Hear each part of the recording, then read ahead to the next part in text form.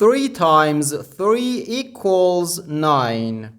So we have 9 divided by 9 minus 1.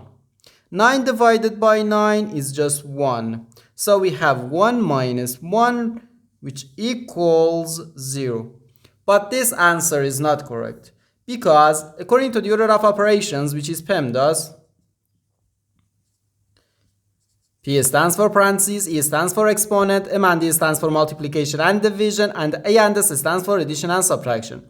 First we have to do parentheses, then exponent, then multiplication or division, and finally addition or subtraction. Remember that multiplication and division have equal priority and we have to work from left to right.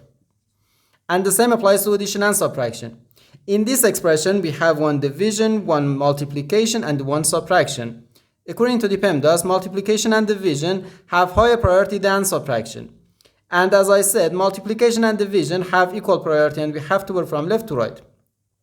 So here, first we have to do this division, then this multiplication, and finally this subtraction. If we do this multiplication before this division, it is wrong.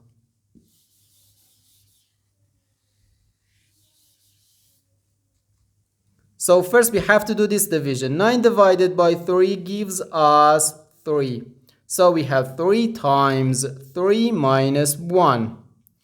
Now we have to do this multiplication. 3 times 3 gives us 9. So we have 9 minus 1, which equals 8.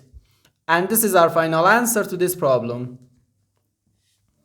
The correct answer is 8.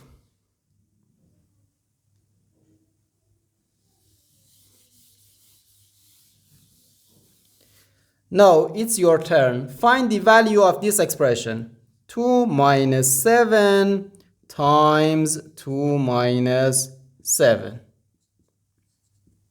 Leave your answer in the comments.